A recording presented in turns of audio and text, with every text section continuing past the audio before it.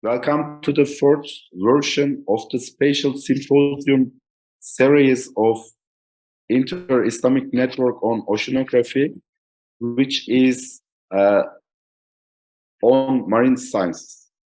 I am Bülent Çavaş from Inter-Islamic Network on Oceanography and moderator of this event. INOC continues its series of symposiums contributed by distinguished researchers working in the field of marine sciences to develop high-level knowledge and skills. After this series of events, we see that the bond between researchers in different countries is getting stronger, and various collaborative proposals are formed in this way. I hope that this symposium will also provide international cooperation and collaboration among the researchers who work in different Islamic countries. INOC will always continue to act as a catalyst for the development of such collaborations. Today, we will have opportunity to listen to distinguished scientists who are conducting very important research in the field of marine geophysics. I am looking forward to listening to them. Before starting to the symposium, I'd like to kindly invite INOC President, Professor Dr. Şermin Açıkçınar, to make an official opening speech. Madam President, floor is yours. Thank you. Dear scientists and participants, welcome to all of you joining us online. On behalf of Inter-Islamic Network on Oceanography, I would like to express my sincere gratitude and welcome to the fourth latest developments on marine sciences. Moreover, I sincerely honorably welcome our invited speakers. It's my hope that the fourth event will be able to achieve its objective in providing an effective forum for academicians, researchers, and practitioners to advising knowledge, research, and technology for marine sciences. The main aim of this event is to exchange ideas, and by participating in this exchange, it's hoped that all stakeholders who may benefit from the event can apply it in managing activities in their areas. Today, we will listen to scientists talk about marine geophysics studies. Marine geophysics studies are performed to understand the structure and morphology of the seafloor and subsurface sediments to safely settle the offshore geoengineering structures such as pipelines and platforms, and to explore the offshore mineral and energy sources. The seismic reflection method can be considered the most important geophysical technique by means of the number of surveying operations, the details and accuracy of the information obtained, and the amount of investments. What makes the seismic reflection the most effective geophysical method is that the final image obtained by the reflection work is of great detail and spectacular resolution as compared to the information obtained from any other geophysical technique. Seismic sections are quite similar to subsurface geological cross-sections in appearance. It is also the most widely used and well-known geophysical method, which is mainly due to the excessive investments, especially done by the hydrocarbon industry in the development of new acquisition techniques and equipment, as well as modern and sophisticated processing technology. I want to thank all of the participants, and I hope you are looking forward to the discussions as much as I am. Last but not least, my deepest gratitude goes to the COMSTECH, the Organization of Islamic Cooperation Standing Committee on Scientific and Technological Cooperation, Dokuz Eylül Üniversitesi, Turkey, Üniversitesi Malaysia Terengganu, Malaysia, Üniversite Teknolojik Petronas, Malaysia, Institute Teknologi Bandung, Indonesia, which have supported the success of this event. INOC continues its activities by providing enriched trainings and supporting the research and development ecosystem in the field of marine sciences. In this context, we are pleased to see the development process of projects based on scientific collaborations by different countries. You can check the INOC webpage and social media accounts to join the INOC network and get detailed information about marine sciences-based activities and projects. I wish you a very productive event with exciting and increasing discussion and exchange of knowledge so that together we can anticipate a future of groundbreaking knowledge, research, and technology for marine sciences. Thank you for being here with us today. Madam President, thank you very much for your opening speech. I would like to inform participants that you can send your questions using Zoom chat box. We will ask them to speakers at the end of this event.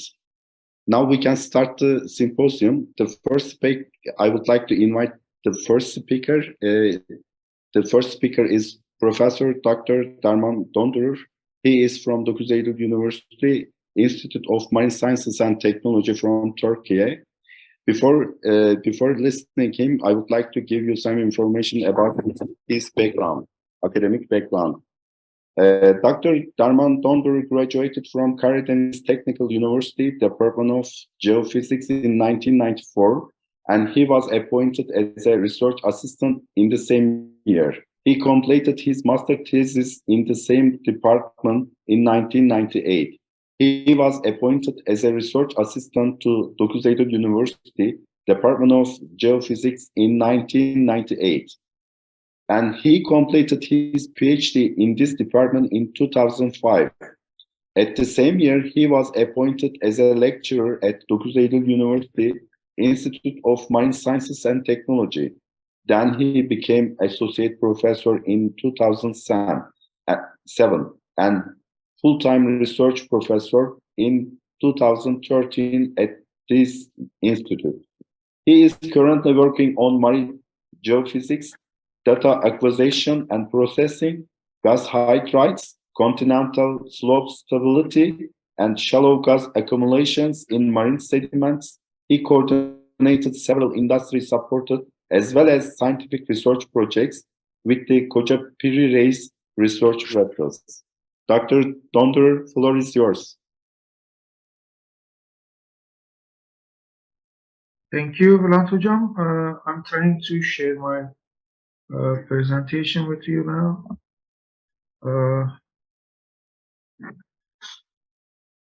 Okay.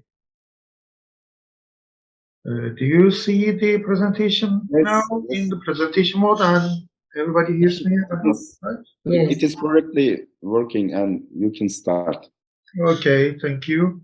Dear participants, dear friends, good morning, everyone. Welcome to the INOC meeting.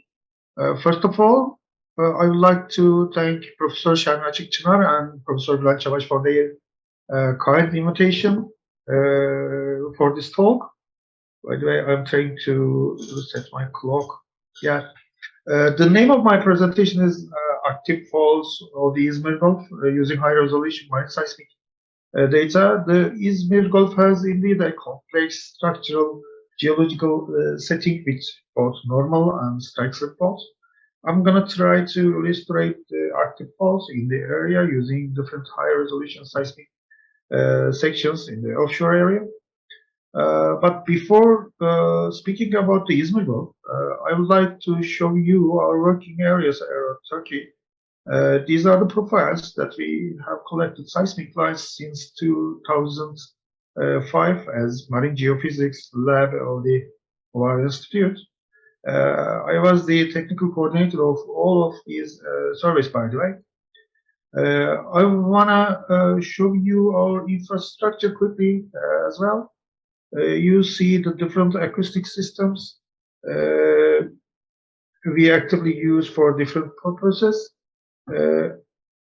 Now I'm trying to activate my cursor. Yeah. Our systems, our acoustic systems include multi-channel seismic system, multi-beam bathymetry, chirp subpattern profiler system, single-channel sparker seismics, and deep tow side scan sonar system. You can also see some photos of these systems on the slide also.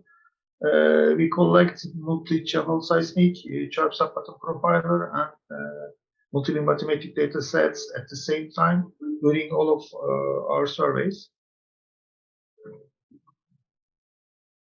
Here you see the photo and some specifications of our research vessel, Koca PD Reis. She is 36 meters long and provides accommodation for 22 people on board in total during the surveys. PD Reis research vessel allows us to perform different marine research projects, including marine geology and geophysics, marine chemistry, biology, and oceanography. You can also see some photos from our surveys. This is the survey room of our research vessel. Our seismic streamer and its depth controller units, and our seismic GI guns, seismic sources. And this is an example seismic line that we collected from the Western Black Sea continental shelf. Okay, this slide shows the software available in our lab to process and interpret the acoustic data we collect. Mainly we use C-Space Promax software to process, and the Kingdom Suite software to interpret the seismic data. And this photo shows a small part of our geophysics lab in our institute. This slide shows our working areas in the Western Black Sea margin and the Marmara Sea. The data sets have been collected during several different projects. You see here the specific areas that my team will present their studies to you today.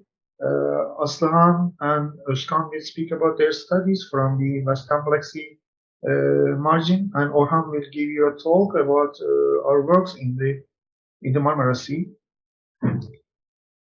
Okay, this is finally the start of my own presentation about the İzmir Gulf. Here you see the bathymetric map of the area. The whole Gulf can be divided into three main parts. The inner Gulf, the outer Gulf, which opens into the Aegean Sea to the north, and the Gülbahçe Gulf at the southwest part. İzmir city center is located around the inner Gulf. We are living here in the city of İzmir. Actually, the extension of the faults has been mapped, and different tectonic models were developed only for the other Gulf area. There exists northwest, southeast, and east-west trending fault systems in the İzmir Gulf and the surrounding regions. So far, different fault models were suggested by different researchers for the area.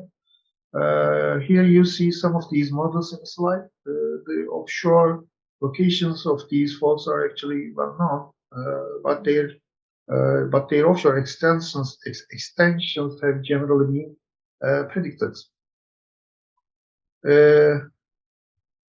This map shows the main faults of the İzmir and surrounding region.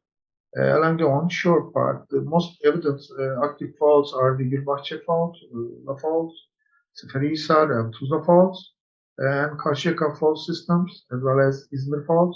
Most of these faults, except İzmir fault, is strike slip faults, by the way. In order to characterize the active faults along the offshore area, we use 3.5 kilohertz chart, 5 kilohertz subpattern profiler, namely Picker, and 400 hertz sparker seismic profiles. collected in the Gulf. Here you see some of the technical information about these systems and the coverage of our seismic profiles. We also used the multi-beam mathematic mapping to obtain the morphology and possible lineaments of the seafloor. Okay, this map shows the effect of the ancient Gediz River on the other Gulf and fluid flow structures in the area. There is a large river named Gediz River discharging into the other Gulf today. This ancient Gediz riverbed in the central part of the other Gulf was active until the end of 1800s. Then the riverbed was moved to the outside of the Gulf. It has a considerable effect on the formation of the morphology of the other Gulf today. The red dashed line shows the boundary of the deltaic sediments of this river. To the right, you see a deep-thought church seismic profile and its interpretation below. There are acoustic turbidity zones, gas chimneys, gas layers, active or inactive pop marks commonly located along the fault plates seen in the seismic lines in this area. To the northernmost part of the Gulf, just east of Uzunada Island, is located at the central part of the Gulf. Seismic data indicate a narrow graben structure named İzmir Graben or İzmir Central Graben. The formation of this graben seems to be ongoing since it creates deformation on the seafloor sediments. And towards the south, the graben becomes narrow and then disappears at the east of Uzunada Island. A new identified active fault from Foça to Süzgeli village also exists in this region. But anyway, it's impossible to follow this fault on land area to the north of the Gulf because of the swamp conditions in this area. The most prominent fault on seismic data is Uzunada fault zone. You see on the seismic data here in the other Gulf. In this region, it has a vertical slope of about 5 meters. Then it splits into many segments around the Çiçek Islands at the central part to the south of the Uzunada Island. The segmentation is important since it may indicate the clues of the fan-shaped opening of the other Gulf. Uzunada fault extends to the land in the southern part, but there is no detailed mapping on this fault on land area to the south. Here you see 3 sparkle seismic profiles cross-cutting this Uzunada fault zone. According to the seismic data, the normal component of the fault becomes dominant towards the north around Uzunada Island.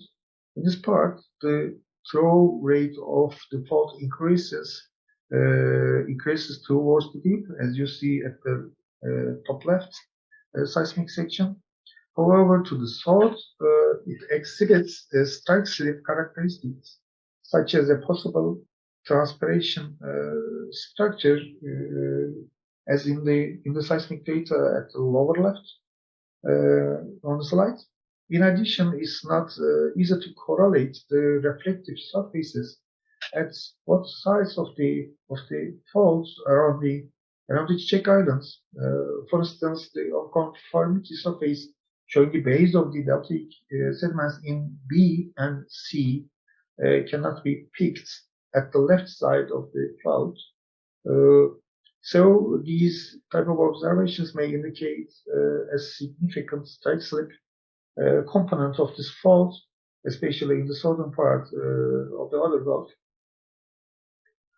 To the south, the İzmir fault is the only fault in the east-west direction parallel to the shoreline. It was considered as a normal fault zone onshore. Offshore length of the fault is about 10 kilometers, and it cannot be followed after Güzelbahçe area towards the west. To the east, it extends to land approximately parallel to the shoreline.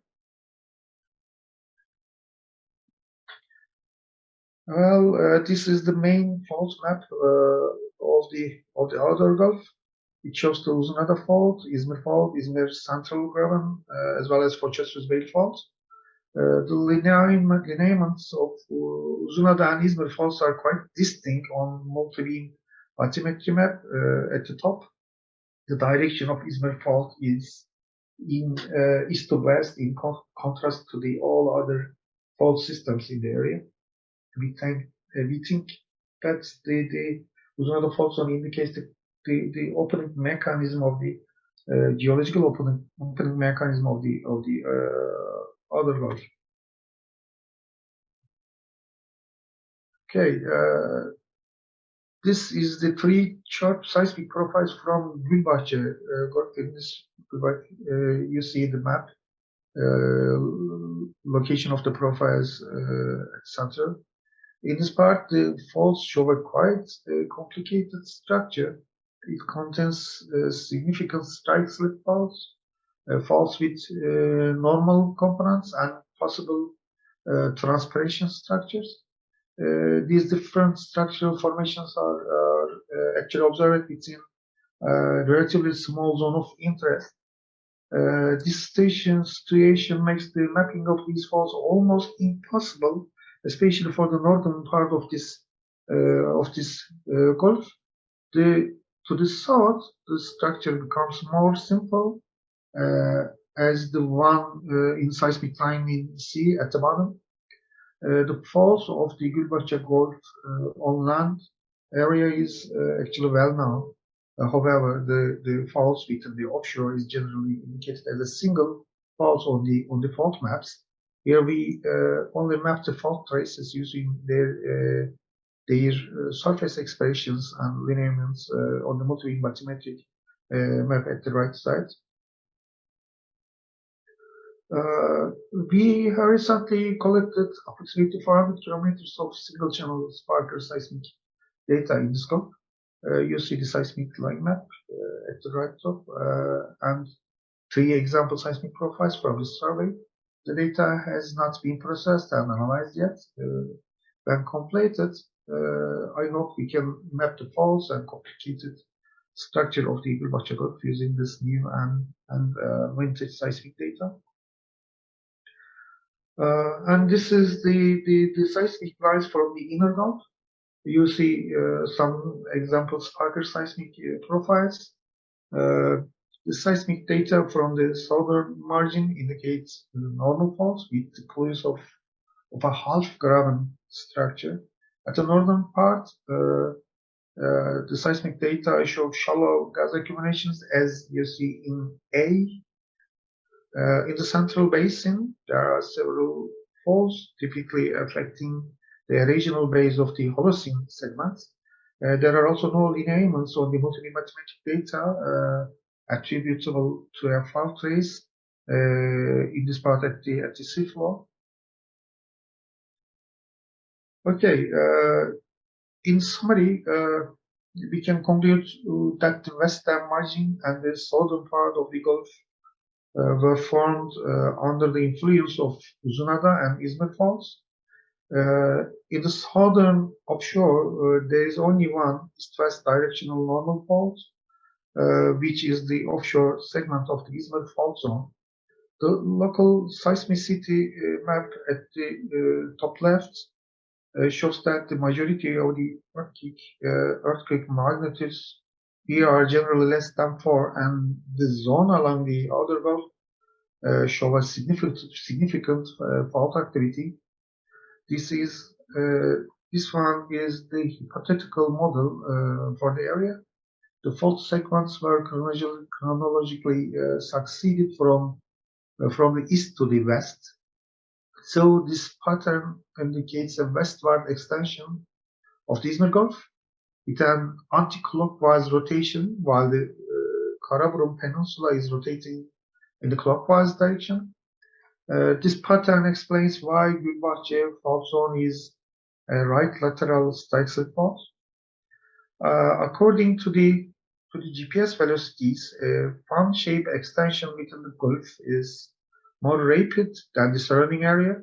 This also explains the hostage space of the Uzunada fault zone. The onshore faults are mainly in the northeast-southwest direction, but Uzunada fault zone, İzmir Central Graben, and Foça-Tuzbeyli fault extends angular to these trends in the outer Gulf.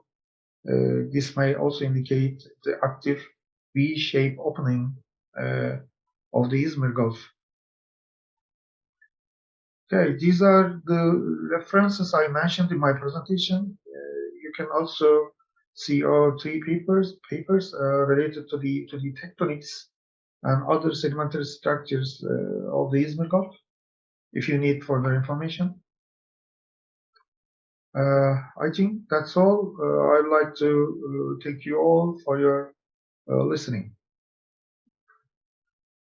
Thank you very much for your very informative presentation. I would like to, actually, I believe that this information will provide extra insights to develop further research opportunities among the researchers who are interested in this field. For that reason, thank you very much once again. I would like to invite the second presenter. He is Dr. Abdulhalim bin Abdullatif. Before he starts his presentation, I will also give you information about his academic background. Abdulhalim Abdullatif is currently leading the Center for Subsurface Imaging and Oil and Gas Industry Oriented Research Center in University Teknolojik Petronas. He obtained his Master of Engineering and Master of Science and Doctorate from Imperial College London, UTP, and University Sains Malaysia, respectively, with the special interest in seismic technology and deep earth seismology. His main area of expertise is in seismic processing and imaging, both for active and passive seismic, including earthquake seismology, with several years as an industry practitioner with CGG Malaysia, as well as researcher and academician with UTP. Halim is on a mission to spread the knowledge and in geosciences and supporting more earth scientists for a sustainable and better future. Dr. Halim, floor is yours. All right.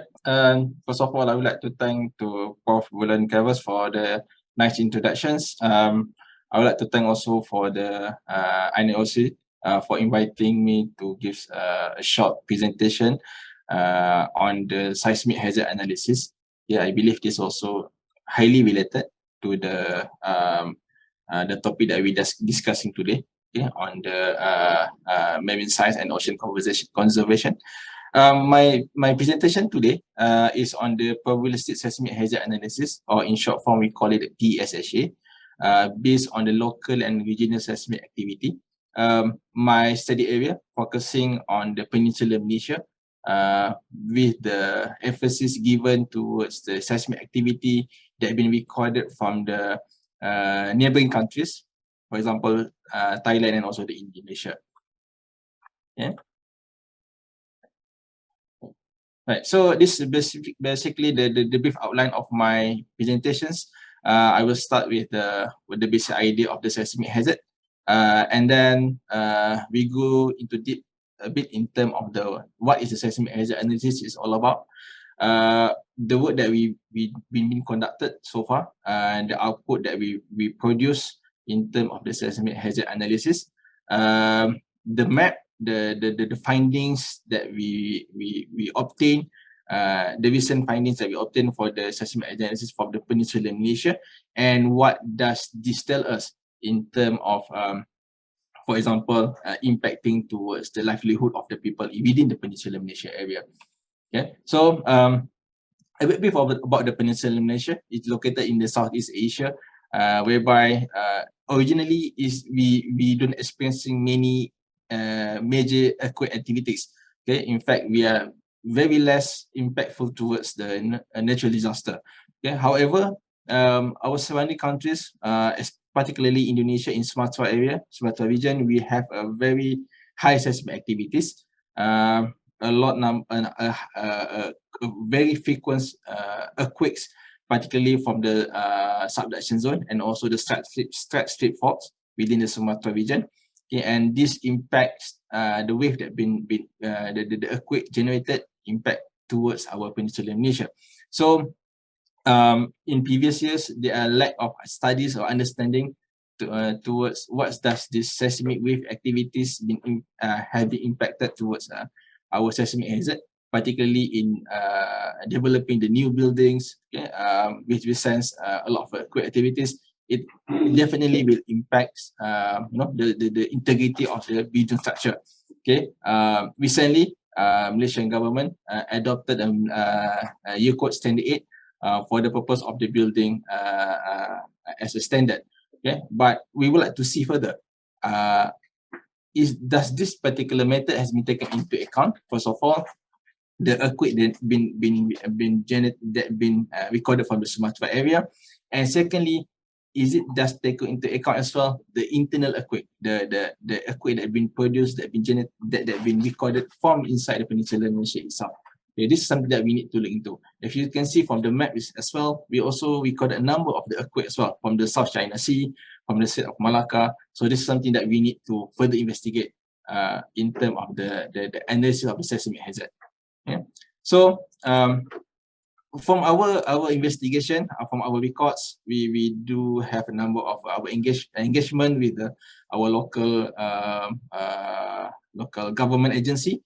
We find out that basically there are a number of earthquakes being recorded within the Peninsular Malaysia itself. As been highlighted over here, from the table we have close to 30 from 2007 to 2009. Within these 2 years period, we already have 30 earthquakes. Okay, so let alone up to the 2022. So we believe that we have hundreds of earthquakes being recorded within the Peninsular Malaysia, but with a weak in terms of the magnitudes. Okay, you can see in terms of the magnitudes, usually below 4.8. Okay, the maximum that we recorded is 4.8 in 2009. Yep. So based on this study, previously Malaysia Meteorological Department as well as Mineral and Geoscience of Malaysia, they produced the seismic hazard map for the Peninsular Malaysia. But we would like to see either this new data set, new information, are they impact towards the hazard analysis. Okay. So moving forwards, this leads us to our ultimate targets, whereby we want to study the seismic hazard, the impact of the seismic, particularly the earthquake. The first thing that we need to understand is what is the velocity, okay, of the earth crust, particularly the seismic wave that travel along the earth crust. We need to understand what is the velocity. Previously, most of the study, most of the research work that been done, we use the general or the worldwide use velocity information, ISP 91, AK135, and so on. Okay, so this is something that we need to investigate further. We need to first of all, we need to find out our own velocity for this particular region. Okay, so this is the first step that we conducted. Secondly, once we obtain this particular velocity information, then we can use it for the ground motion simulation for the seismic hazard study. Okay, so we find out that previously the investigation of the seismic hazard is underestimate. Okay, the seismic hazard assessment is underestimate for the Peninsular Malaysia because we do not take into account the local geological effect. Okay, in this regards, when we do the analysis, we should include the VS30 information, the shear wave velocity up to 30 meter depth. Okay, so this was not taken into account. So in this particular works, our recent findings, we need to include this when we determine our new seismic hazard analysis. Okay, so our ultimate aim, the one that I would like to share today, is to our new seismic hazard map for the Peninsular Malaysia. Okay, taking into account first of all the earthquake from the Sumatra, our earthquake in the Peninsular Malaysia itself, including in South China Sea and the Strait of Malacca, and thirdly the local geological effect. Okay, we take into account of the velocity, our new velocity information. Okay, moving forward, this is basically the brief workflow. Okay, I'm not going deep dive into this, just to highlight basically within the probabilistic seismic hazard analysis of PSHA, we divided into 3 phases. Okay, first of all, the phase number 1 is to develop the earthquake catalog, decluster the earthquake analysis events before we move to the earthquake. Phase number 2, homogenize the earthquake magnitudes, determine the seismogenic settings, do the modeling characterization as well as GMPE modeling, and finally we develop the seismic hazard analysis, okay, using the uniform hazard spectra as well as a disaggregation analysis. Okay, just a brief introduction on this particular workflow. Okay, this is our findings in terms of the segmentation. We found out Sumatra is highly complex regions. We developed into several segments, 14 segments in fact. First segments in terms of the northern Sumatra and the Andaman and Nias. Second segment in terms of the southern Sumatra. This is both are actually the subduction zone. The segment number 3 until segment number 13 is the Sumatra side switch fault. Okay, we divided into 9 zones, and finally segment number 14, which is within the Peninsular Malaysia region.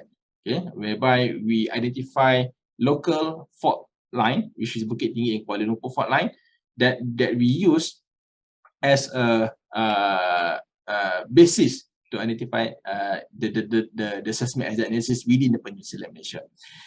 We also incorporate existing GMP, ground motion prediction equation from Kano et al. 2006, Atkinson 2008, as well as Boyd and Atkinson in 2008, because the GMP that we use by these 3 is actually similar to the one that we has similar characteristic the one that we use in the Peninsular Malaysia.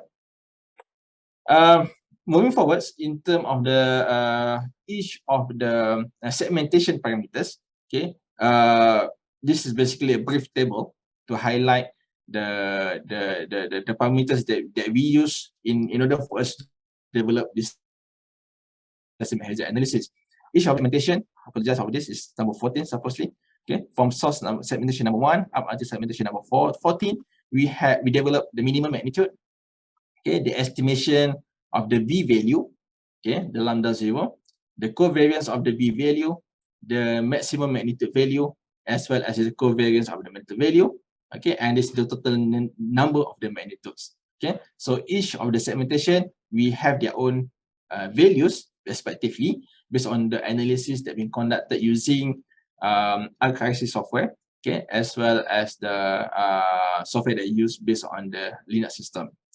Okay, and then based on that parameters that have been identified, this is what we call it the 10% probability of accident is 50 years, or the return rate of 475, whereby 475 years, whereby we identify that from our analysis, we found out that in the area of the West Coast Peninsular Malaysia, particularly within this, you can see the laser pointer that I point out, within this from Ipoh up towards the Malacca is where we have the high probability of incidents. Okay, high probability of of this earthquake can be occur. Okay, where this highly impactful because of the close proximity to the Sumatra. Okay, and moving towards the northeast side, then the probability is reducing. Okay, this is what we've been expected actually. Based on the previous study, also we can see the similar trend. However, the one I wish to highlight in our findings is that we noticed that when we go for the 2% probability of accidents is 50 years. Okay, there's a very high probability as well within this particular Kuala Lumpur and Bukit Tinggi area. Okay, because in the previous analysis, they haven't taken into account the local fault lines. Okay, and then we take into account that particular part within our analysis, and include that within we integrate that along with we call it HVSR analysis. Okay, the integrated approach of this, and we found out we have the high acceleration value. Okay, close to 110 GAL. Okay, for the 2% probability of accident in 50 years. We dive further into our analysis, okay, not only into different time period, but also we look into the uniform hazard spectra itself. Okay, and we identify 8 locations within the Peninsular Malaysia to see what is the intensity value, okay, over 5 seconds of period. Okay, as been expected, Kuala Lumpur and Bukit Tinggi, okay, Kuala Lumpur especially with the high density population area has a very high intensity value, okay, close to more than 40 gauls, okay, as for the 10% probability of accidents, and close to 80 gauls for 2% probability of accidents, particularly within the 0.5 seconds period. Okay. However, when we dive into this particular analysis and look into this aggregation output, okay, and we look into the 10% probability of accident in 50 years, this aggregation chart of Bukit Tinggi and also in Kuala Lumpur area, we notice that the high probability, okay, high probability of accidents only occur, okay, if the magnitude occur roughly 6 and above, okay, with the focal distance of 200 kilometer and above. Means that if the earthquake occur within Sumatra with a high magnitude, then we need to look in further concern about this particular area, okay, because in the neighboring fault line, Kuala Lumpur and Bukit Tinggi fault line, it does not really impact towards the building structure at the moment because the earthquake over there is not as big as in Sumatra. Okay, unless we have the high earthquake or high magnitude earthquake that occur within this particular region, within the Peninsular Malaysia, then there's cause of concern towards the building structure. Okay, so what we can conclude from our study, our recent finding is that our seismic hazard maps, okay, although is what we call it is adding on or give some additional benefit to the existing maps, we show that based on the existing Malaysian standard that be adopted by the Malaysian government, okay, our new seismic hazard analysis, okay, shows that at 76 GAL for 2% period of accident of 50 years, then it should be sufficient enough, okay, if we follow exactly what has been highlighted by Malaysian standard, because in Malaysian standard it indicate 98 GAL, okay, for 2% of probability of accidents for the critical structure. For example, the power plants, power stations, and this high risk building, okay, they need to follow this particular code and standard. Okay, but in this case, we shows that our seismic hazard map at 76 GAL, which is sufficient enough if all the civil engineers, okay, all the geoscientists, all the geologists follow this particular standard. Okay, so what we can conclude is that the probability seismic hazard analysis that we produce is acceptable, okay, and gives added value towards the new findings within this particular region, and does not pose any contradicting seismic hazard analysis or evaluation within the Peninsular Malaysia region. And on a side note, we also kindly investigating the logical side effect for each of the particular location within the Peninsular Malaysia, as well as the offshore of Malaysia. Okay, we'll try to look into this particular method using the horizontal over vertical spectral ratio, or HVSR, and integrating this method to within our PSHA analysis as well. Okay, I believe that's all for me. Thank you very much for your consideration of allowing me to do the presentations, and back to your Prof. Bulan. Thank you. Dr. Abdul Halim, thank you very much for your very nice and interesting presentation. I believe that the information you provided in your presentation will allow us to think more research opportunities in this field. Once again, thank you very much for providing us about your research information. Thank you. I would like to inform participants once more again, you can send your questions using Zoom chat box. We will ask these questions at the end of the event to all speakers. So I would like to invite the third presenter, who is Dr. Aslıhan Nazif Dondurur from Institute of Marine Sciences and Technology of Dokuz Eylül University. I want to inform you about her academic background. Dr. Aslıhan Nazif Dondurur graduated from Dokuz Eylül University Department of Geophysics in 2012, and she was appointed as a research assistant at the Dokuz Eylül University Institute of Marine Sciences and Technology in 2013. She completed her master and PhD studies at the same institute in 2015 and 2021, respectively. She is working on single and multi-channel seismic data acquisition and processing, multi-beam bathymetric data acquisition, submarine geomorphology, gas hydride structures, and debris flows.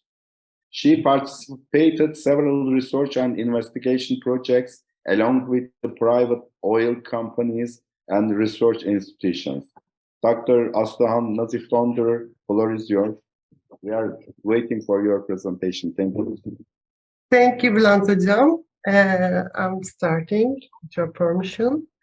Do you see all my screen? Yes. Okay, thank you. Hello, everyone. Welcome to my presentation named Morpho-Acoustic Structure of Sakarya Canyon. I feel so excited. I'm sorry for this. I'll speak about the studies that we examined the Sakarya Canyon and its morphological components with different types of acoustic data. This is the study area in the Western Black Sea continental margin. The data in this area contains high-resolution multi-channel seismic, sparker, chirp, and bathymetric data sets. You see the study area is located in the Western Black Sea continental margin. Actually, this is also my PhD thesis working area. The canyon system you see here named as Sakarya Canyon system. This is the close-up view of the Sakarya Canyon bathymetry. It is a semi-confined meandering canyon system with several branches, and canyon located in front of a large river named Sakarya River in the west, and the smaller river in the east named Maden River. Here you see. While Sakarya River flows across the flat named the Adapazarı Plain, Maden River flows through a mountainous area. The height of the mountains area are about 1,000 meters, and the lines at right side you see on the slide indicate the track lines of all these different types of data. This is a considerable area, we think, to define a canyon system in detail. In the slide, left side, you see the Sakarya Canyon systems and its morphological components. Close to the coastal part, we see three different heads. The head in the middle merges with the eastern head at a water depth of like 640 meters, forming the proximal parts of the main Sakarya Canyon. Later, the head in the west connects to the main branch at a water depth 860 meters. Kefken Canyon is another major canyon system on the western shelf. You see as KC. Kefken, the canyon consists of two big branches then, Sakarya branch and Kefken branch. And a ridge known as Kefken Ridge separates the Kefken and Sakarya canyons from each other. The average height of the ridge is about 200 meters. And finally, in the eastern part, there's a flat platform called North Platform located. And at the right, you see the seabed slope on a 3D bathymetric image. We can say the slope is less than 3 degrees on the shelf and in the distal part of the canyon, and on the abyssal plain on the north platform. In addition, slope raised 25 degrees elsewhere, especially around the shelf break and along the upper slope. My study has actually four main purposes. The first one is to map the gas hydrate distributions using seismic data. Another aim is to determine the distribution and characteristics of the debris flows observed in the continental rise. The other one is to evaluate natural geological hazards for engineering structures by classifying and mapping different reflections in seismic sections. In addition, one of the most important results of the study is to define the morphology and possible formation mechanism of the Sakarya Canyon. But Özkan will present you the gas hydrate section in detail, so I don't want to take your time by talking the same topic. I'll talk about the other three respectively. Let's start with debris flow deposits defined by the seismic data. Debris flows are defined as a type of gravitational flow, as we all know. They are caused by excessive sediment density. We should study their occurrence and distribution because they have serious effects on submarine sedimentary structures. During the planning of offshore engineering structures, it is important to investigate such mass flows, their formation, and their triggering mechanisms. Actually, in addition, they directly affect the sedimentary structure of the continental margin because they can carry large amounts of sediment to the deep basin from land or from upper slope. Upper left side shows thick debris flows in the study area. You see in the red color. Debris flows are lens-shaped structures stacked on top of each other in seismic sections with typically chaotic or transparent internal structures. Bottom left shows an example of debris flows within the sediment waves. The lower surfaces of the debris flows in this region generally do not show erosional features and are compatible with the underlying unit. Right side of the slide is also, we prepared this as an example of the effect of the Sakarya Canyon on the debris flows. We also see sediments in the section bending upwards due to the ridge structure below the canyon axis, forming an anticline. We also see that this part of the anticline is completely eroded along the canyon axis. In other words, the part of the debris flow below the canyon is completely eroded today due to erosion, of course. In seismic data from waters deeper than 1,600 meters along the northern part of the study area, we observed 14 buried debris flows. Shallowest one depth is like 25 milliseconds or 20 meters approximately. Deepest one is 700 milliseconds or 550 meters, we can say. We have also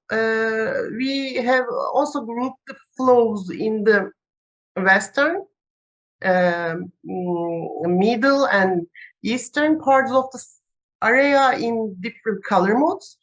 You see here red, blue, and green respectively. On the slide, you can see the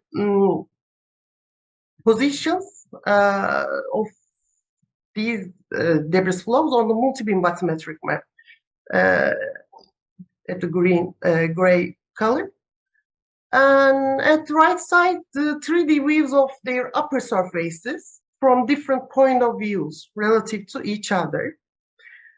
The second topic that I want to show you is reflection classification of recent sediments. As you see on the slide, different reflection types indicate different types of sedimentological structures in nature. Since we have time constraints, I'd like to tell you about a few of these reflections. And upper left, you see the walls of canyons in the study area are formed by erosional surface. We concluded that the erosion marks in such deep waters are due to turbidity currents. And bottom left and right, you see, we observed low amplitude reflections in the seismic data. with elongated lens shapes, weak and transparent. We interpreted such reflections as gravitational flows. And upper right, there's an interesting reflection. There's an undulating seafloor morphology along the northwestern part of the area especially. We figured out that these undulations are sediment waves. These surfaces resemble semi-parallel vertical fold surfaces in sections, so they present a misleading appearance actually. For classification, we have grouped the different reflection types from the seismic data along the Sakarya Canyon. We classified them into 5 groups. You see the distribution map on the left side, on the left too. The types of the reflections are limited and zero penetration. These were interpreted as canyon floor and outcrops. Hyperbolic reflection, these were interpreted as gullies, gravitational mass shifts, and parallel stratified reflections. They are named as pelagic sediments, turbidites, shelf sediments, and wavy reflections. These are interpreted as sediment waves, and discontinuous reflections. These were interpreted as erosional truncations or slumps. You see their name in the box in detail. We group these reflections as accumulation and erosional processes in the region. Accordingly, it is understood that the region was formed by almost half and half erosional and depositional processes. And third and the last part I want to show you is the morphoacoustic development of Sakarya Canyon. In 1963, Shepard suggested that submarine canyons as submarine channels. The channels are narrow with steep walls, inclined axis towards to the basin, meandering, V-shaped bathymetric sections, but we don't know the exact mechanism of formation of submarine canyons. However, today we know that the formation is related to the factors as you see on the screen. The first canyon exploration in the Black Sea was made in 1800s when a corvette named Linus was positioning the England-India telegraph cable under the submarine. When I heard this information first, I was really surprised actually. And in our seismic data, we observed a buried channel structure on the western shelf.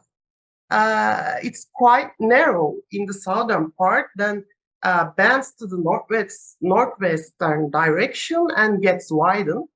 Finally, it ends at the southern head of the Kefken Canyon. On the slide, you'll see 3 seismic sections of the buried channel. The channel and channel field sediments have an asymmetrical shape, as you see. Unfortunately, we could not reveal the possible connection of this buried channel with the Sakarya River due to the lack of data in this section. And according to the bathymetric data, Sakarya Canyon has 3 heads, namely eastern, middle, and western heads, as I mentioned before. All of them cut and erode the shelf break. These 3 entrances combine at a depth of approximately 860 meters and form the main axis of Sakarya Canyon. The eastern head of the Sakarya Canyon is located at the mouth of Küçükboğaz Lake. Among these 3 heads, the western entrance may be connected with the Sakarya River. The eastern branch of Sakarya Canyon is the closest to the southern shoreline. Both the western and middle branches join with this main branch later. This shows that the eastern branch is the main branch of the Sakarya Canyon. This branch is located in the northeast part of Küçükboğaz Lake. And as you see on the map, the satellite image, Küçükboğaz is actually a lake today. However, it looks like an old meandering riverbed at the same time. It is possible that this extension of the lake merged with Maden River in the past. The material carried by the Sakarya River is basically fine-grained material like silt, clay, or mud type. And Maden River flows from higher topographically and carries the eroded gravel or coarser materials to the sea. This material seems more suitable for eroding a canyon like Sakarya. As a result, the available seismic data show that Sakarya Canyon was not formed by Sakarya River, but by the Maden River with fluvial incision. If you are interested in Sakarya Canyon, you can refer these papers. The papers are related to the gas hydrates, debris flows, sedimentary structure, and morphology of the canyon here you see. And finally, with your permission, I'll conclude my presentation by saying a few words. I'd like to express my endless thanks to the founder of Republic of Turkey, Mustafa Kemal Atatürk, who gave us the opportunity to do science freely in my country. Thanks for your listening. Thank you very much for your very interesting and informative presentation. I especially your 3D images, 3D bathymetric images are especially perfect to understand Sakarya region's debris flow. Thank you very much for your very interesting and informative. Thank you, Bülent Hocam. It's your kind. Thank you. So I would like to invite the fourth presenter. He is Dr. Hafız Jeffrey. Actually, there was an opportunity for me and for INOC president to host Dr. Jeffrey and Dr. Ong here in Izmir to discuss further collaboration issues between Malaysia and Turkey. So I would like to especially thank him for his support and help to organize this symposium. So before he starts his presentation, I will also give you information about his academic background. Dr. Mohammed Hafız Jeffrey is currently serving as a lecturer of marine geoscience at the Faculty of Science and Marine Environment. His research centers on the interaction between triggering factors, for example, climate, ocean interaction, hydrogeology, and seismology, to comprehend localized landform stability such as the ice sheet and slope erosion. He was conferred a PhD in Earth Science and Engineering from Imperial College London, UK in 2019. And he has published his works in Nature Communication, Nature Geoscience, Earth System Science Data, and Reviews of Geophysics. Dr. Jeffrey, floor is yours.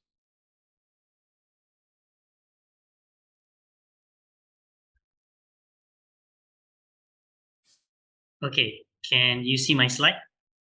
All right. Okay. Right. Thank you. First of all, thank you very much to Professor Bülent for the kind invitations and also for hosting us while we are over there in Izmir.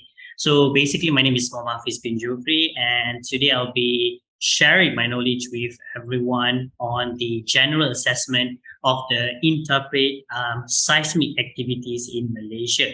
And there's going to be some similarity between my presentation and also Dr. Halim's presentation, where he presented just now, except that I am going more on the general assessments of the seismic activity that has been happening in Malaysia for the past almost 100 years.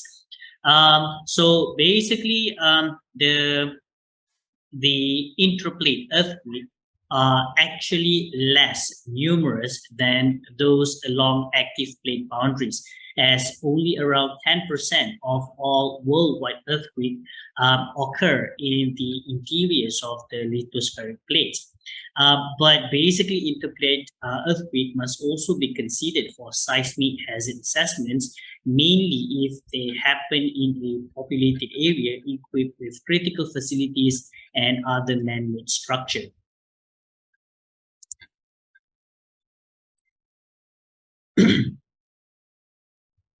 Okay, so the slide basically shows the location of my study area, and it is actually the Peninsula Malaysia. So Peninsula Malaysia is a tectonically located on a stable craton outside the Ring of Fire, and so it experiences only relatively little earthquake activities, and therefore is considered a region in Malaysia with low seismicity. So basically, Peninsula Malaysia, or sometimes we call it as the West Malaysia, is located in Sundaland, which is the Southeast Asian part of the Eurasian plate. The peninsula is generally elongated in the north-northwest, south to south-southeast direction, where it's parallel to its primary structural trend and basically has a maximum length of 750 km and a width of 330 km. The tectonic setting that influences the earthquake activities of this region can actually be divided into two types, which are the regional and also the local. So the regional tectonics influences West Malaysia, where the India-Australian plates move northeastward and subducted under the Eurasian plate, forming the Sudan Trench, which is part of the larger Sunda-Java-Sumatra Trench.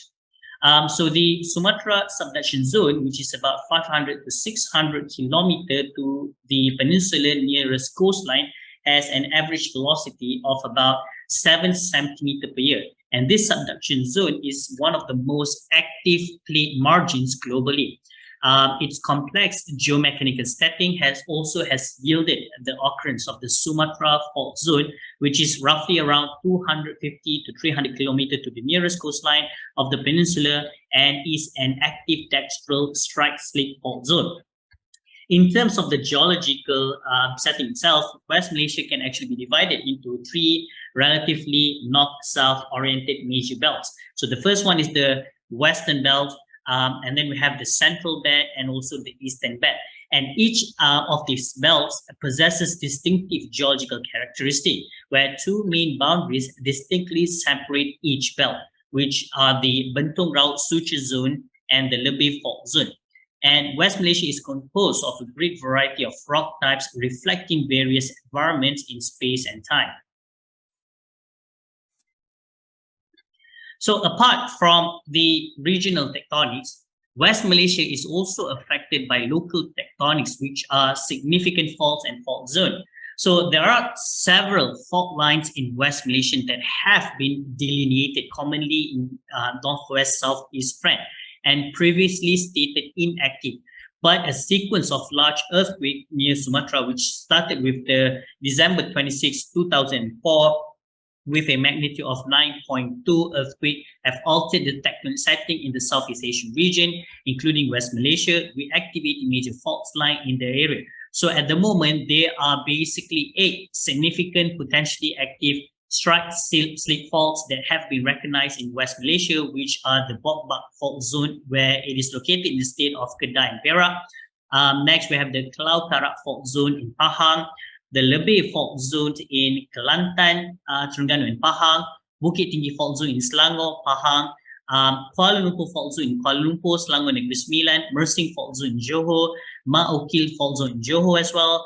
And we have the last one is Lepar Fault Zone, which is located in Pahang.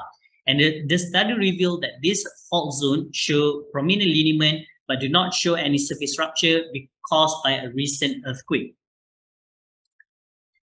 So the study has been conducted based on all available secondary earthquake data, where we have compiled from several international and national seismological centers for the study area.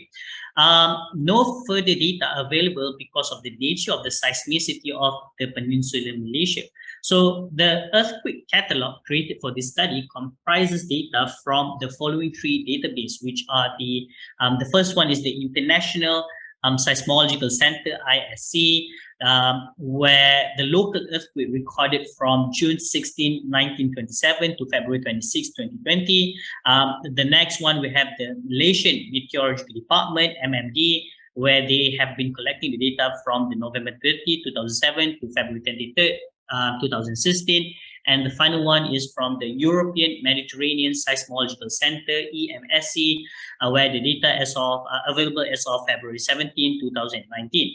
So if you look over the map from this slide, it's basically showing shows the locations map of all permanent local seismological station that is used in this study to monitor earthquake in Peninsular Malaysia during 2007 to 2016. So the triangles basically indicating the location of seismological station operated by MMD, or we usually call it as the MAT Malaysia. So MAT Malaysia is basically a government institution under the Ministry of Science, Technology and Innovation mostly, which basically monitors earthquake activity in Malaysia. And this agency has been operating around 30 seismological stations in West Malaysia and 21 stations in East Malaysia. And at the same time, its headquarters is in Petaling Jaya, Selangor, operating as the central recording site and the National Seismological Center.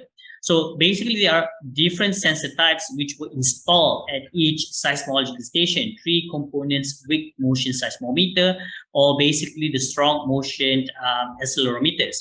So all seismograms are basically digitally recorded at the seismological station, and after that, it transmitted in near real time to the central recording site for processing, analysis, and also dissemination. And most of these stations are basically situated on the peninsular west coast, where it is actually closer to the seismically active Sumatra region and where significant cities are located, for example, the Kuala Lumpur city. So based on the result, during the past almost 100 years, from 1922 to 2020, there were basically 59 earthquakes that have been reported within the Peninsular Malaysia region. So for Peninsular Malaysia in general, earthquake epicenter were found both onshore and offshore, as shown in the epicenter map, with a dominant occurrence in the western and northern parts. Meanwhile, earthquake records in the eastern and southern region are relatively sparse. For the geological interpretation of the earthquake occurrence, we have divided into 6 zones, where the 6 zones were delineated from the spatial distributions of the earthquake in Peninsular Malaysia. 4 of the zones are zones of local tectonic earthquake, where several earthquakes were located in the vicinity of known fault zone, which basically have the potential to be reactivated and become sources of intraplate earthquake.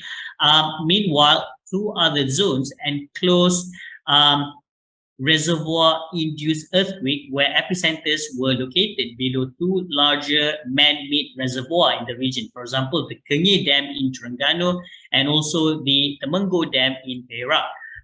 Studies have revealed that this type of earthquake is triggered by groundwater pore pressure increase due to the reservoir loading, compression under the weight of the reservoir water. And although basically there are several mines and quarries in the region, there are no specific records of mining-induced earthquake. And many researchers believe that basically the fault reactivation in Peninsular Malaysia are associated with several significant earthquakes near Sumatra. The local intraplate earthquake, which occurred in the Bukit Tinggi area, Jerantut area, Manjung area, and Kuala Pilah area, were considered as indications of the reactivations of significant faults or fault zones in the region, which were basically associated with several powerful earthquakes along the Sumatra subduction zone, such as the Sumatra Andaman earthquake, where it occurred in December 26, 2004, the Nias earthquake, the Bengkulu earthquake, where it occurred in September 12, 2007, and the Southern Sumatra earthquake occurred in September 30, 2009. And it can be observed that the earthquake epicenter in Peninsular Malaysia are scattered spatially and do not concentrate only along fault line, and their focal depth are mostly shallow, which is between 0 to 70 kilometers. In terms of focal depth, basically earthquake can be divided into shallow earthquake, where it is characterized as having a range of 0 to 70 kilometers, intermediate earthquake between 71 to 300 kilometers, and deep earthquake between 301 to 700 kilometers. And so over here, the depth is ranging between 1 kilometer to 167 kilometers, with most earthquakes have shallow depth of 1 to 20 kilometers, and it is symbolized by yellow dots in the epicenter map and scattered in all spatial zone in and around faults or fault zone. Epicenter with a depth of more than 22 kilometer to 35 kilometers, symbolized by dark blue dots in the epicenter maps, are distributed randomly along fault zones and beyond. Focal depth of more than 35 to 70 kilometer indicated by the purple dots in the epicenter map occurred only once in the Gerontic area and were related to the Lepas fault in this, basically to the Lepas fault. And the intermediate earthquake happened from more than 70 kilometers to 167 kilometers, symbolized by red dots in the epicenter in 4 localities, including Malacca Strait. There are 3 events which occurred in 1922 and 1927, which have no reports of the focal depth because of the poor determination. So the September 25th, 1992 earthquake located in offshore Selangor in the Malacca Strait occurred at the focal depth of 167, and currently it is the maximum depth of hypocenter recorded in the region so far. So there are several formal studies on the crustal thickness beneath Peninsular Malaysia revealed that the area has an average crustal thickness of around 30 to 35 kilometer, thin in the northwest and western part with thickness ranging between 28 to 32 kilometer, thickening in the southern part with thickness ranging between 30 to 35 kilometer and around 31 kilometer in the central part, with the lithosphere-asthenosphere boundary in this region at about 70 kilometer depth. Therefore, local earthquake of this region that occurred in the hypocenter more than the crustal thickness, which is more than 35 kilometer, are considered as upper mantle earthquake.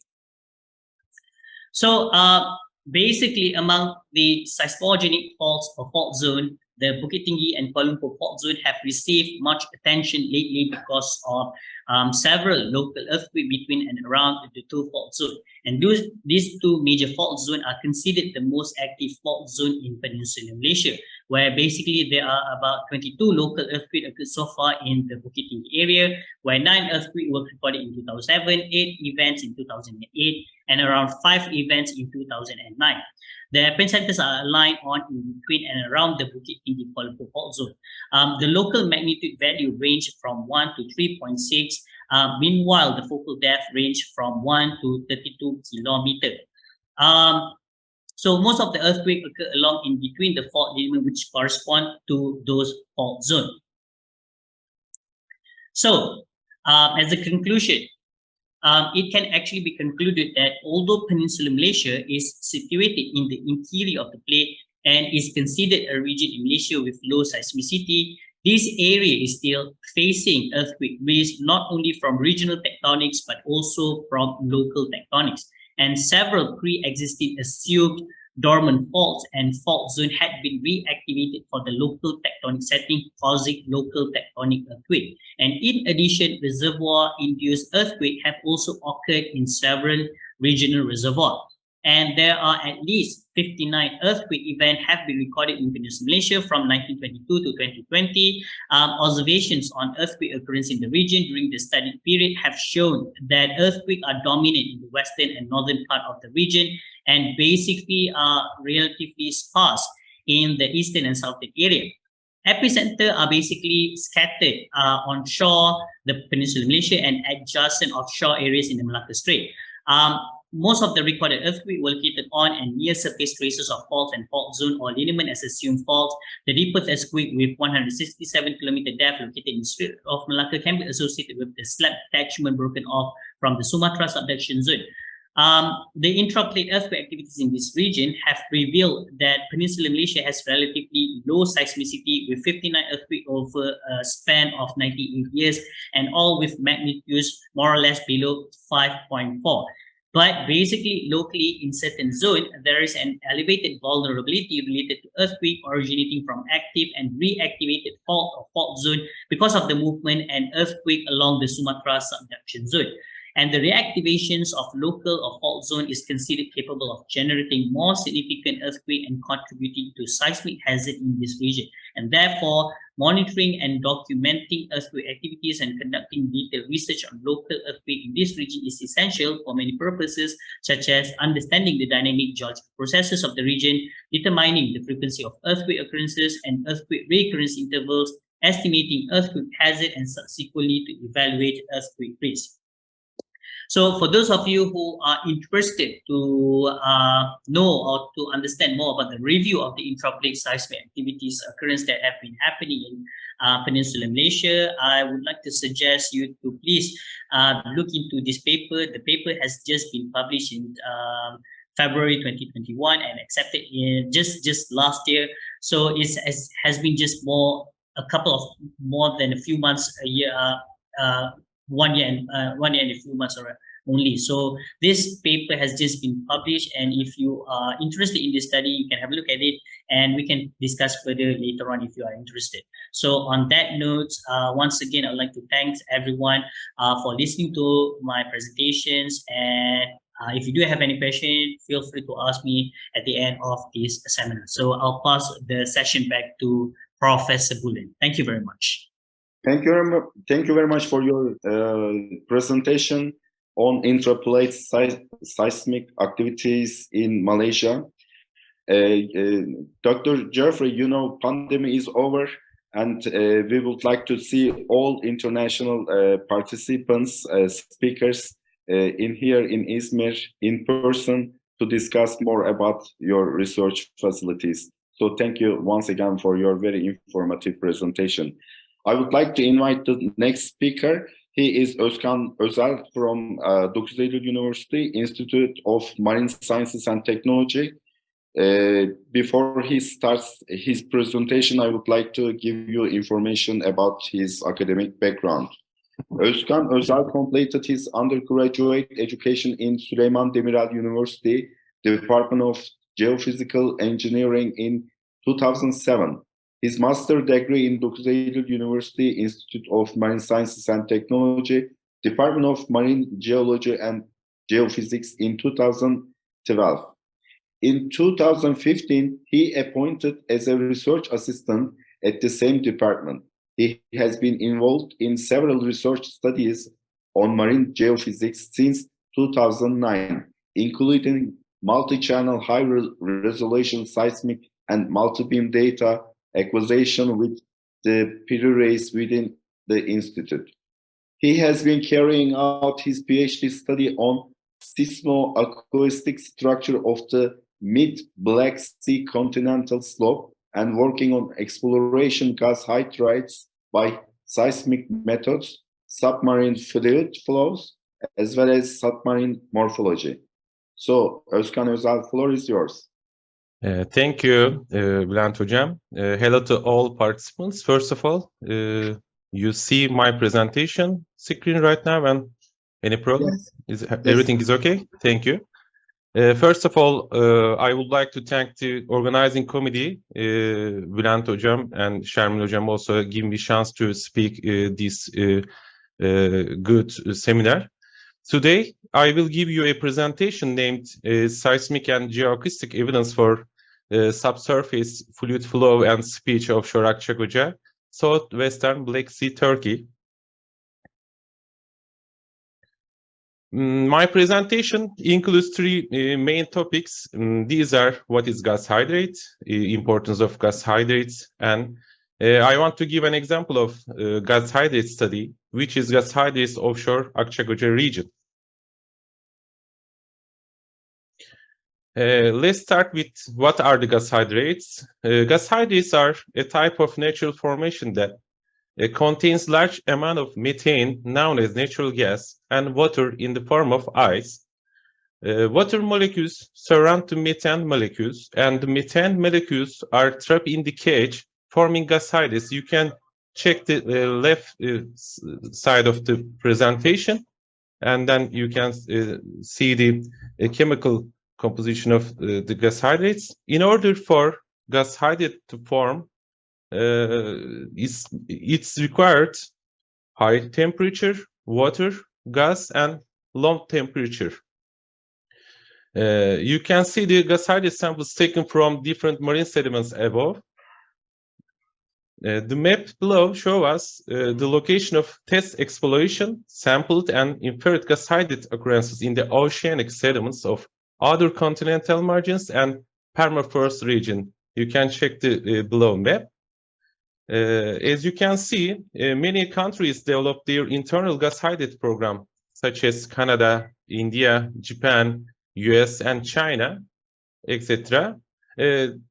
Turkey also did gas-hydrate project in 2015 with supporting Turkish Petroleum Company and Dokuz University at our institute, by the way. I want to talk about the negative side of gas-hydrate structures.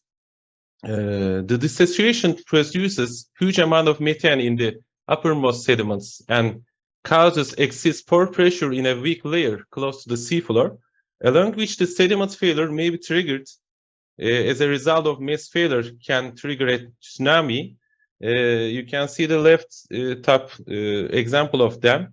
Dissociation of gas hydrates may cause mass failure or slide on the continental shelf, and it's cause a tsunami.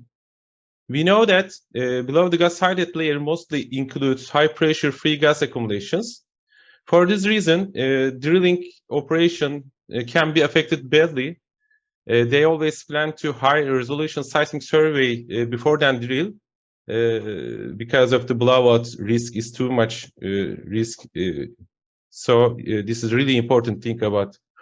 Another bad side of gas hydrate structures is plug problem of the petroleum pipelines of so you can see example of the large gas hydrate platform in a subsea hydrocarbon pipeline below. Oil producing companies have to share really big budgets to solve this problem every year. The produced methane is released into the water column and then into the atmosphere, which negatively affect the climate conditions. Since methane is a greenhouse gas, you know, methane is 24 times much bigger than greenhouse effect than carbon dioxide. It's really bad side of the gas hydrates. I want to talk about the positive sides of gas hydrate structures. Currently, oil and natural gas are the primary fuels, you know. If you compare gas hydrates deposits with other fuel resources, gas hydrates have 2 times more amount of carbon, and they constitute the single largest store of fixed carbon on the Earth. You can check the volume of the gas hydrates carbon include here. Another positive side is the base of the gas hydrate levels can be act good Kepler properties for conventional oil and gas. You can see the example of them. The deeper part of the thermogenic gas migrate to this base of the gas hydrate layer, and then the gas and oil accumulate there. This is really good, maybe for oil and gas production also. Lastly, if you sample gas hydrate from marine sediments and identify the composition of the natural gas, can predict deeper gas and oil sources. For this reason, if they find the production technology near which is already studied by lots of companies, this can be a game changer in the energy sectors. Let's start. This is my study area. This is also my PhD area also. I want to introduce my study area. The Black Sea, with a maximum water depth of around 2,200 meters, is one of the world's largest epicontinental seas. You can see the left side.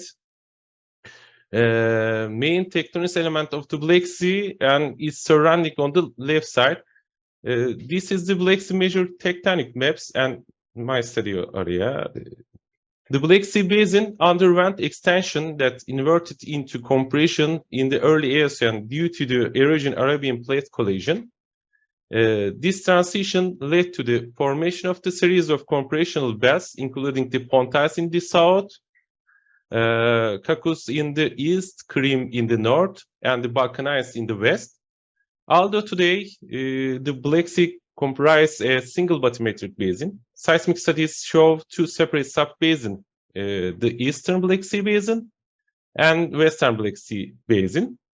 The sedimentary succession reaches up to 15 kilometers in the middle of the basin from the upper Cretaceous. We collected the 1,500 kilometer high resolution multi-channel seismic, multi-beam, and chirp sub-bottom profile datasets. I also used side-scan sonar datasets, which were collected by Geomar in 2004 to identify the shallow gas anomalies. As you can see, this study area is characterized by canyon and ridge systems. We defined ridge and plateau structures shaped by 3 different tributary canyon systems morphologically on the multi-beam maps. The slope map, the right side of the slide, you can check. The slope map shows us on the left side, while the slopes of the canyon floors and the shelf are close to 0 degrees. You can see, but I couldn't use the laser because it caused a problem. And then I just say, sorry about that, I couldn't show you. The slope of the shelf break and upper continental slope reaches up to 22 degrees. It's really, really steep, you can see. We map all shallow gas anomalies from the geoacoustic data, such as gas hydrates, mud volcanoes, gas chimneys, gas flares, and acoustic turbidity areas. You can see the study area really rich for the shallow gas anomalies. If you look at the left side of the map, there are a lot of gas chimneys here, and then they are always below the ridge and plateau structures. There are really many of them, you can see. And we also observe gas flares and really huge areas, BSR, we also discover. As you know, the presence of gas hydrates in marine sediments is acoustically determined by bottom simulating reflections. And in seismic data, we always prefer to call BSR, and we determine 2 types of BSR according to their reflection characteristic. Type 1 BSR reflections are continuous reflections that mimic the seafloor relief and cross-cut the reflections from the surrounding sediments. As you can see on the seismic section, which represent the red arrows, the left side, they have the same amplitude values of the surrounding reflections. Acoustic turbidity is mostly not observed beneath them. But type 2 BSRs are defined by high amplitude reflections that terminate at the base of gas hydrate stability zone level. This type of BSR doesn't now show continuous reflections, and their amplitudes are higher than surrounding amplitudes anomalies. Type 2 BSRs also mimic the seafloor relief. They are generally observed along the ridge type structures. The amplitude of these reflections is consistent along the reflection and similar to the surrounding reflections. We also calculate from the seismic sections seismic attributes analysis. If you look at the right side, you can see envelope section. Right up, you can see. These type of attribute sections help us to determine enhanced reflection to find. We interpreted the top of this strong reflection to type 2 BSR. Another attributes I mentioned about bottom left is instantaneous frequency section. This is also help us to determine the low frequency areas, which is related to free gas accumulations, because we know that the high frequencies attenuation because of the shallow gas, free gas accumulation. Bottom right image shows us reverse polarity zones according to the seafloor. These 3 anomalies show us here is really rich in terms of shallow gas accumulations. I want to give you an example of gas flares into the water column single beam echo center dataset. If you look at the top of the left side of the image, you can see 255 meters gas flare here, and then it's related to free gas accumulation below, and then the free gas using the fault pathways reaching to first sea floor and then go to the water column. We also identified 21 gas flares from the unprocessed side scan sonar data with no slant range correction. You can see the right side of the small squares.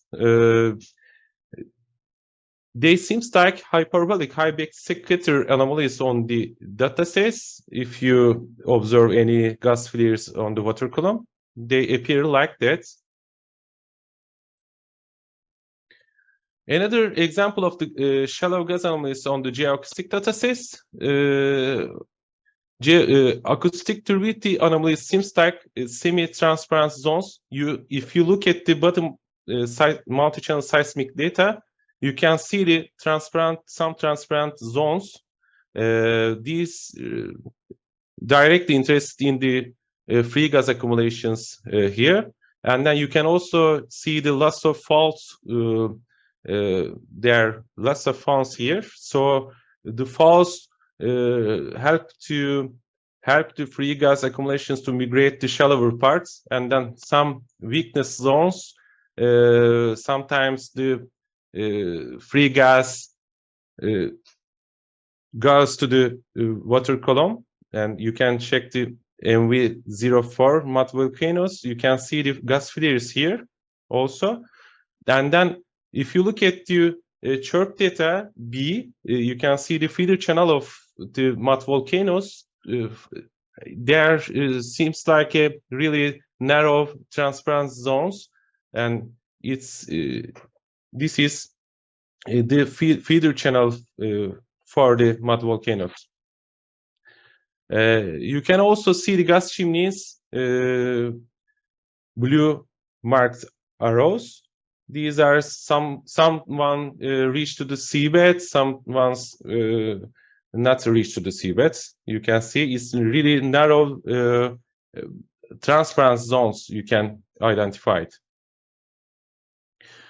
We also identified the mud volcanoes from the positive relief of the multi-beam data test. As you can see, if you look at the multi-beam data, you can see the positive relief of because of the mud volcano shape.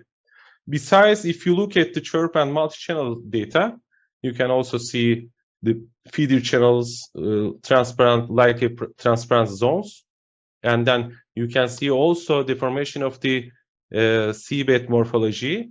It's really helpful to discover this type of structures. Chirp data is really nice for that. Besides, if you look at the multi-channel data also, we also see the feeder channels getting wider. If you and deeper part, if you look at the deeper part, it became a narrow and into the floor. You also in certain areas, if you look at the certain areas, you can also see the upward bending of the younger units affected by the fluid flows. I want to show a figure that summarizes the overall study area. As you can see, there are really large acoustic turbidity zones representing shallow gas accumulation areas under all rich structures. We see type 2 BSR reflection above these shallow gas deposits. This shows that gas hides show good Kepler properties on the study area also. And we developed a conceptual model of the study area. We suggested the gas hides forming type 1 BSRs are composed of biogenic gas. Type 2 BSRs are formed by mixed gas composition. We observed type 2 BSRs along with fault penetrating into deeper strata and possibly transporting gas with thermogenic origin into the shallower sediments.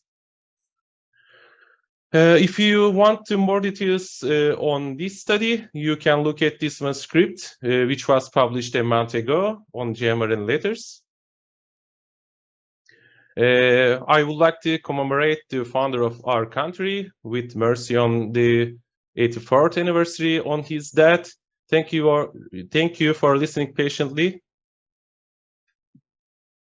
Thank you very much for your presentation.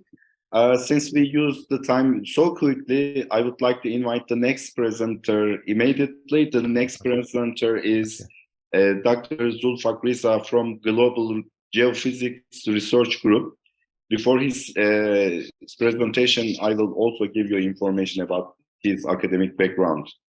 Dr. Zulfak Riza is faculty member of Global Geophysics Research Group, Faculty of Mining and Petroleum Engineering, Bandung Institute of Technology, Indonesia.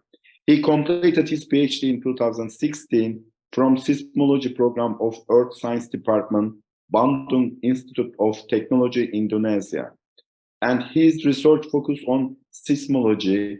He is currently working on earthquake seismology, ambient seismic noise tomography, and seismic hazard assessment in Indonesia. Some of his work has published in several good impact journals, such as Geophysical Journal International, Frontiers in Earth Sciences, Geoscience Letter, and others. So, Dr. Zulfak Riza, it is a great pleasure for me to invite you to present your presentation. The floor is yours.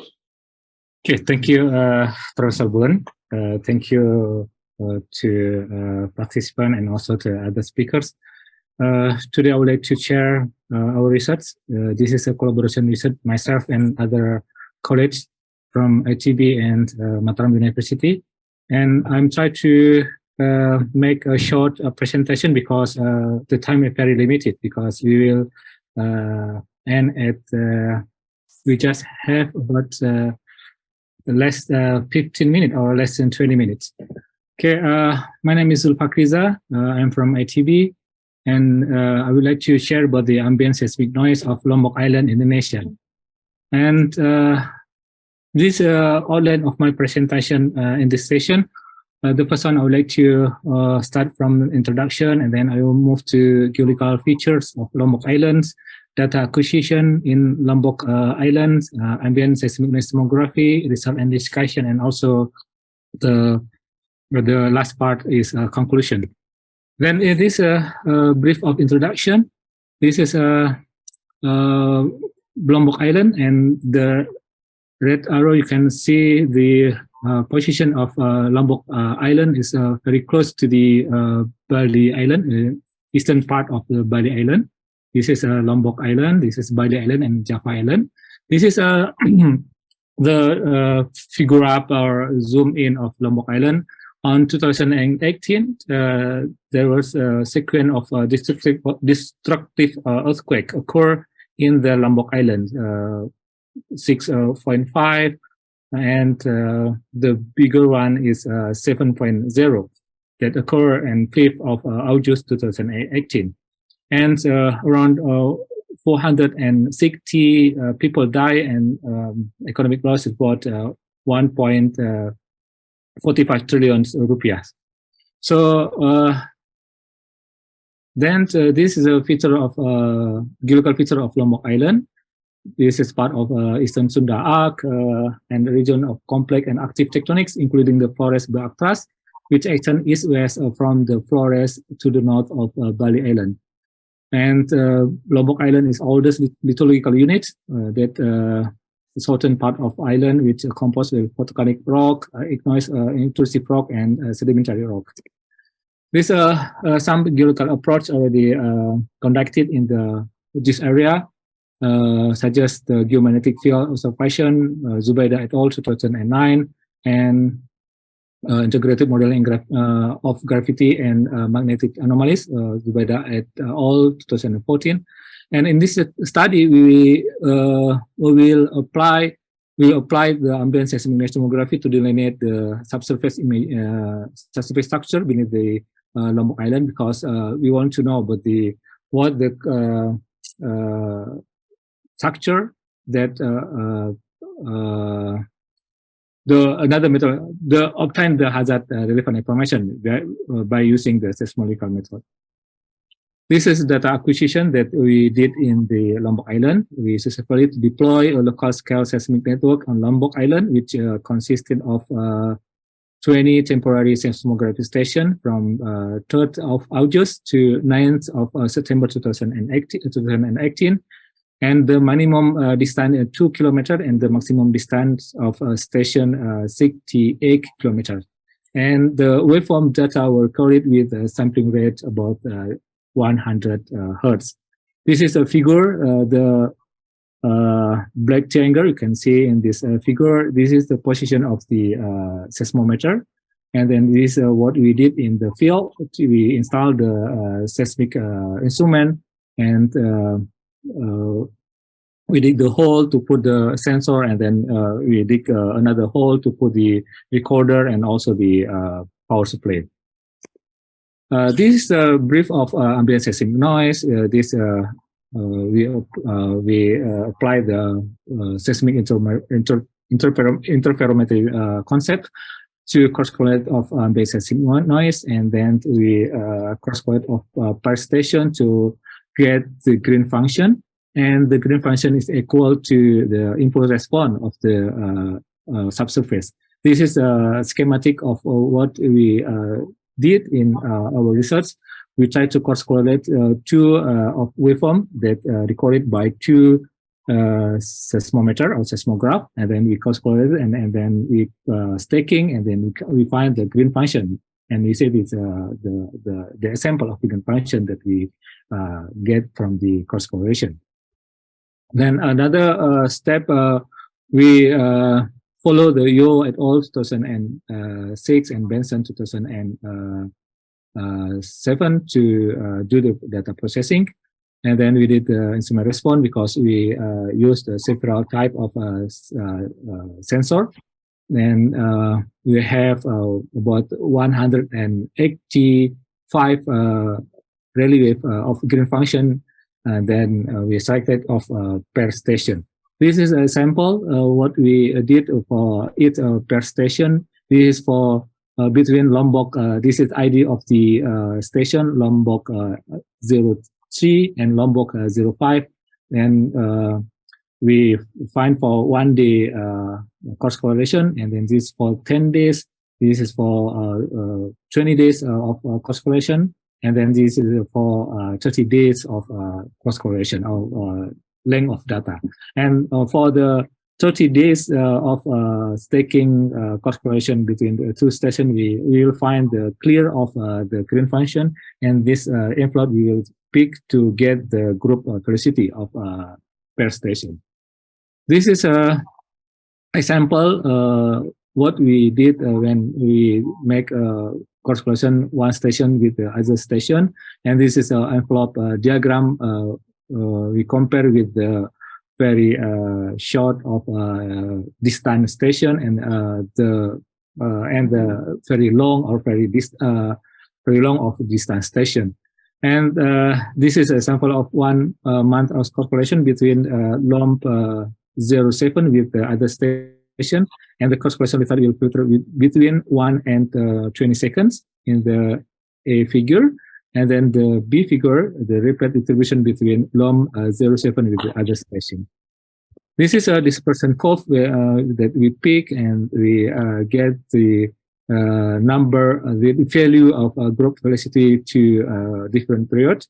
And this is, we can see the maximum of period can be picked is 8 seconds, and the number of our value of group velocity about 2 kilometers per second.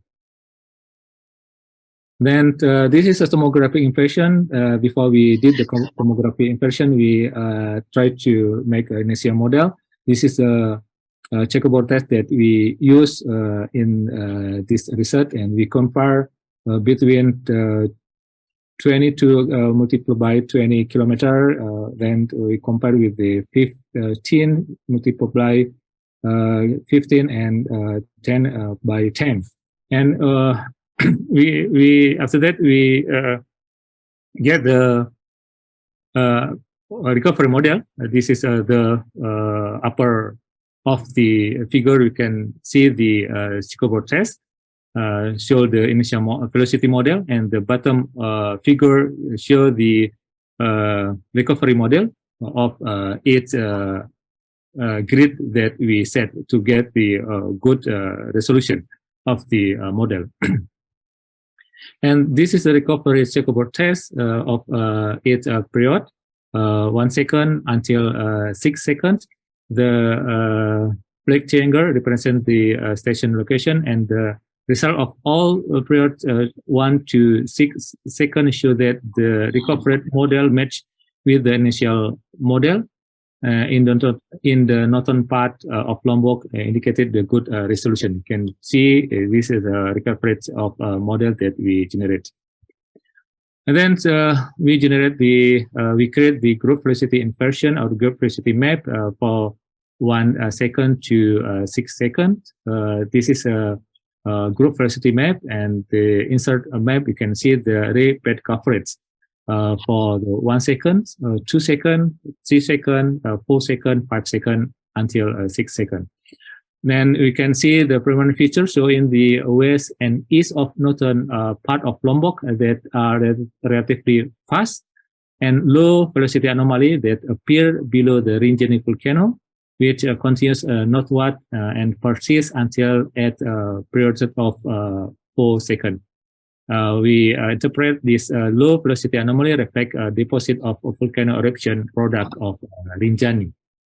And then we continue to get the shear velocity to the depth, and we made a grid, and then we take one side of the group of the dispersion curve, and then we invert of this dispersion curve, and then we can obtain the shear velocity.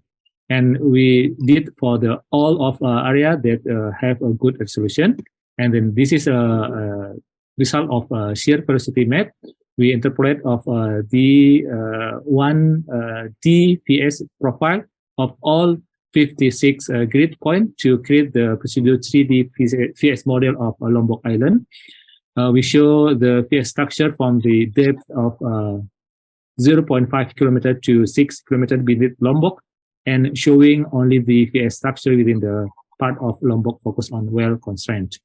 And this is another perspective that we view of the vertical cross section.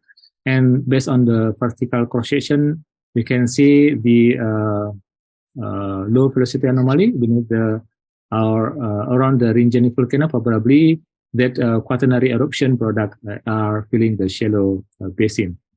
And this is a conclusion. We observed that the spatial pattern of phase variation at a shallow depth correlate with the surface geology and boogie gravity anomaly maps.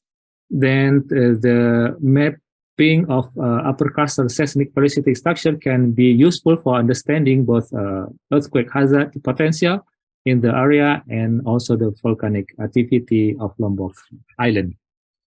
I think that's all of my presentation. I'm trying to make a quick presentation due to the limited of time. And this is our publication. This is a collaboration with my master student, already published in Frontier in Earth Sciences on 2021. Thank you for your attention, and I will return to Professor Bulen. Thank you, Professor Bulen. Thank you very much for your very interesting and informative presentation about seismology, and thank you very much for sharing your research report in here with us. So, in order to save the time, I would like to invite the next speaker immediately. The last speaker is Orhan Atkın from the Dokuz University Institute of Marine Science and Technology. Before he's starting the presentation, I will also give you information about his academic background. Orhan Atkın graduated from Dokuz University Department of Geophysics in 2009, and then he completed his Master of Science in this institute in 2012. He works as a lecturer at the Institute of Marine Sciences and Technology at Dokuz Eylül University since 2012. He has been involved in several research studies on marine geophysics since 2012, including multi-channel, high-resolution seismic data acquisition with the peer arrays within the Institute. Although most of them are academic studies, he generally works on tectonic research, submarine channel systems, and gas hydrates. He has worked both as a scientist and consultant in many marine research institutes and oil companies for years. Most of these studies are on seismic acquisition, data processing, and interpretation. So, floor is yours, Orhan Akın. Thank you so much, Bülent Hocam. Just a minute.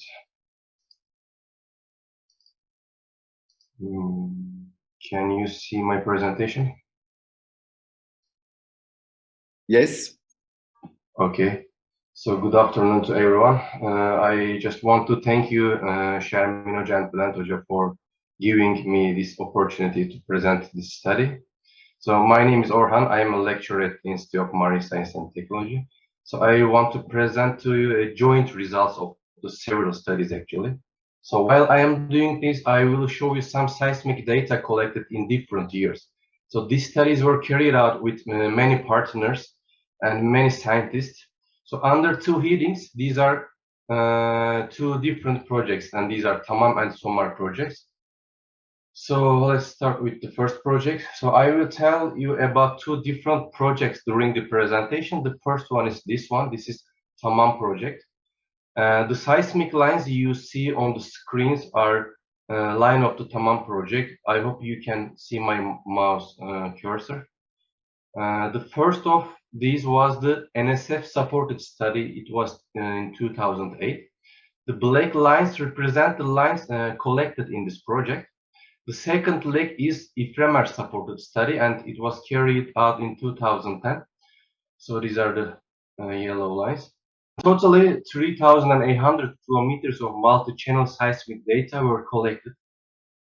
And you also see our equipment, and Professor Derman will show this. Okay, there have been some changes in two acquisition parameters actually, because it's two different years. And since a much longer seismic cable was used in 2010, the velocities of the layers were calculated in more detail in 2010 because we used longer cable. And in the data processing stage, we applied the standard data processing steps that we have applied in our laboratory for long years. So we have made the entire data set interpretable, and we start to interpret of this data. So if we divide the data types in three, the first one is the surface response, and the other one is middle range, and we are focusing on this depth actually. And the third one is deep structures. As morphological, we know in great detail, especially northern part of the Marmara Sea, we have very detailed bathymetric data. So we know the bathymetry of the northern part is very well actually. So we also know the deep parts of the Marmara is in the crystalline structure. So however, a detailed data set of middle range data was not available in the Marmara Sea. So in the mid-range, we saw a lot of structures that strike slip fault would create. So in this region, it was a very complicated region in the terms of tectonics, and it's because of North Anatolian fault, of course. So high resolution systems are needed to understand complex structure at this depth. So the seismic systems in our laboratory were quite suitable for this work. So we just wanted to focus with the middle range. So until the end of presentation, I will show you many seismic sections from different parts of the Marmara Sea.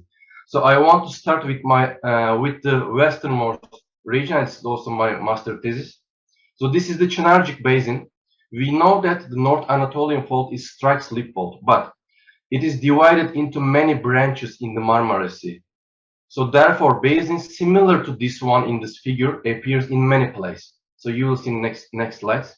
it's not possible to solve the complex structures here with only bathymetry data. So yes, we have very detailed bathymetry data, but we don't see under the bathymetry. So we need to seismic data so much. Okay, you can see a region close to the south of the Çınarcık Basin. You see, I showed you Çınarcık Basin. And here is very close to Çınarcık Basin. One of the branches of the North Anatolian Fault is located in the south of this region. So a structure is very similar to Çınarcık Basin, as you see. So it's just look like a symmetrical image of the Çınarcık Basin. So when we come a little further to the west side, we see different structures.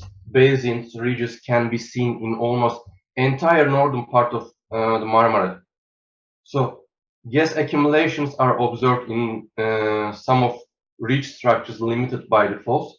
So in the north part, there are lots of ridges, and we observed lots of gas accumulations there. So that's why we applied complex attribute analysis in some regions. So this made it easier to identify the gas accumulation areas. So we mapped that where is the gas accumulations, so you can see easily when you applied some complex attributes. Okay, I would like to show the just closer example of this area. If I were to show the under the ridge structure in 3D, so you can see determine the gas accumulations are more easily. So you see the reflection strength, and when you look at the enhanced reflection, you see gas accumulation much easier. So when we come a little bit more west, you can see a seismic line from another basin. So in this region, it's seen that the North Anatolian faults divided into separate branches in this basin. So North Anatolian fault was shown as a single fault in many studies. So we were thinking that long years ago it was just one fault, but the fragmentary faults interpretations were due to bathymetric data. So bathymetry helped us so much, and it was determined that the fault was divided into many branches because of the seismic lines. So when you combine all of this data, you can determine the faults much better than only the bathymetry data. So not all faults are at the basin's boundaries. Some are on the ridges, because as I told you, the northern part is very complicated. The North Anatolian fault shown in the figure is on the western height, and western height is the ridge. So you see here. Here is a just pure strike slip fault you see here. So you see the same fault from another angle here, it's same place. As you can see, the same fault appears with more than one mechanism. So what it means, so some basins, ridges, strike slip faults, normal faults, you see all the mechanism in Marmara Sea. So Marmara is really very complicated area because of this mechanism. So looking to the west, the symmetry of the Çınarcık Basin is observed here. When we look at the right and left of the fault, so it's quite easy to say that it's a strike slip fault, you see here. So two sides of the fault is totally different from each other. So we can say that easily it's a strike slip fault. When we look at the line that cuts the whole Marmara in the north from south to the north, so you can see the North Anatolian fault is located in the north, but this does not mean that there is no fault in the south. So you see here, there are lots of we observe lots of fault here. So a new project was needed because of this interpretation. So you see there are lots of question mark in the south part. We had no idea about that before. So there are some studies in literature showing that there is a fault passing through the south of Marmara, but in these studies it was not certain that there was only one fault. So you see the blue dash line is here. This fault was thought to be the middle branch of the North Anatolian fault. So many scientists were thinking that there is a mid branch of the fault and it's in the middle of the Marmara Sea, but we had to show this fault with the seismic lines. We had to prove that. So started with this idea Associate Professor Seda Okay Günaydın made a project with the Soul of Marmara in the partnership with NSF and TÜBİTAK. So we collected about 2,000 kilometers of seismic data. So about 1,000 of kilometers of these are multi-channel seismic, of course. So in this way, the missing areas in Tamam project were filled, because in Tamam project we had some gaps in the Marmara Sea, but with this project we wanted to fill also these gaps in the Marmara Sea. So when we combined this projects, the seismic lines you see on the map were created. As a seismic data set of about 5,000 kilometers has been interpreted with long studies, cruise time, laboratory time. I mean, it was cruise time, processing time, interpretation time. So it takes really long time. So I want to show you some seismic lines we collected in the southern part of project. So let's start with the east.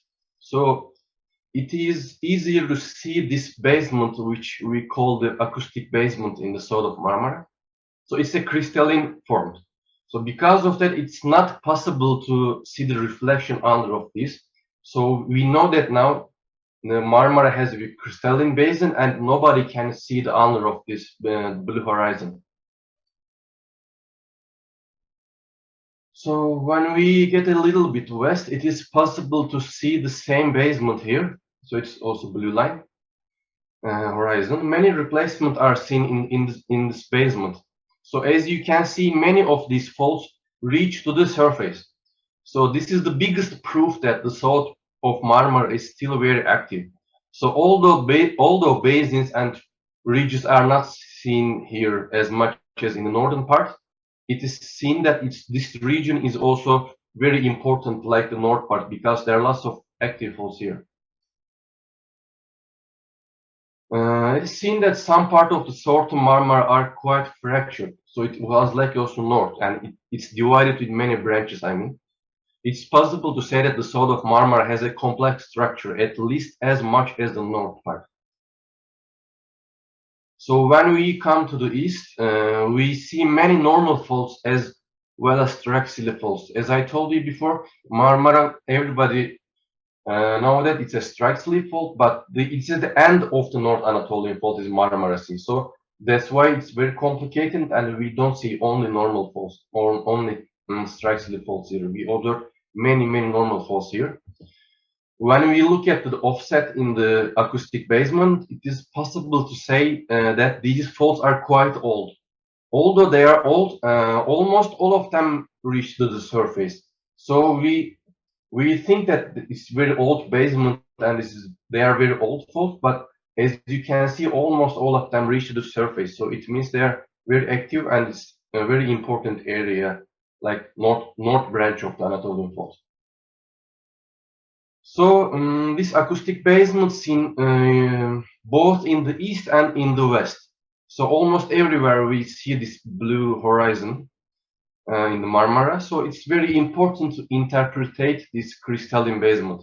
So because it's quite old, but the faults are active, as I told you. So we thought that we should focus this crystalline basement and this offset, and we should focus on the southern part, like the northern part. So at the end, of course, we had to combine all of these informations. So let's take a look at the line map again that I showed you on previous slide. Along with the interpretation, all of these lines, the fault map you see in the figure was created. So I want to show you the last version. So the fault map you see in the figure was created. So we believe that this is the most accurate fault map for now. So maybe, I don't know, in the future, maybe there will be some changes in the future, but however, with this seismic lines and with this interpretation, we believe that this is the most accurate fault map for now, and especially it's for medium range. So when you look at the map, you see some still gaps here. We should maybe collect some data here, maybe north part, maybe more lines too close to each other.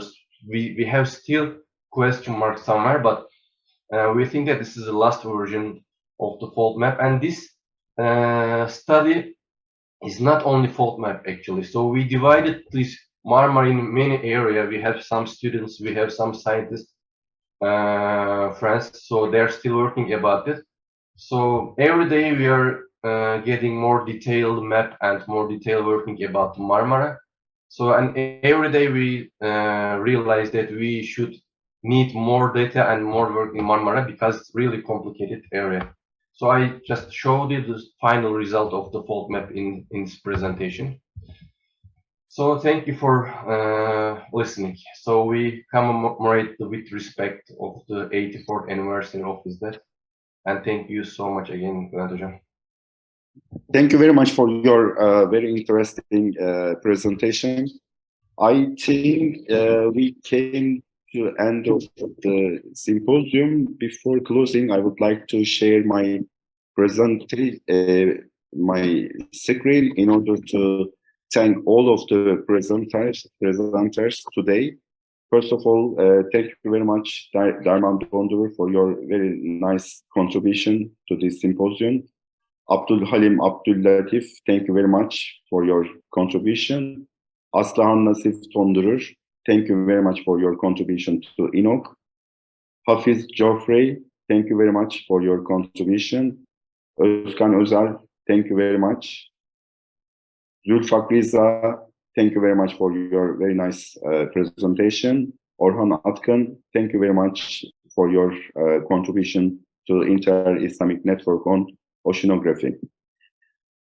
Before closing, I would like to highlight that INOC will be more than happy if you can collaborate and cooperate in the research areas of common interest with the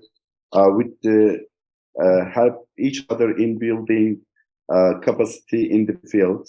And if you can exchange information and maintain continuing dialogue in the developments in the field for mutual benefits and use. And if you can propose joint projects of research and developments of common interest to member countries, and of course, if you can help and assist in training of quality manpower for the member countries of Inter-Islamic Network on Oceanography Network. So before closing, I would like to also thank INOC President for her continuous support and help. Without her support and help, it was almost impossible to organize this kind of events. So thank you very much, Madam President. So this was the final remarks from Inter-Islamic Network on Oceanography. So I would like to return to presenters if they want to say something as a final remark. Anybody would you like to say something? So I think Bülent Hocam, I would like to say a couple of words in the end. I would like to thank you and Şermin Hocam for the kind invitation for this nice meeting. By the way, as I tried to indicate, the infrastructure of our geophysics laboratory in our institute is quite good, you know. And our team is very motivated and experienced, although they are very young. I hope you find the presentations interesting and informative, by the way. So we are open for collaboration with the people from the institutions from INOC by means of both research and education. We can plan, conduct, and finalize joint projects on marine geology and geophysics, or we can arrange educational works for the students of both sides. We are all open for both national and international collaboration. I thank you for your participation again. Hope to see you in other meetings. Thank you very much. So if there is no any other comments or interpretation, I would like to close this event.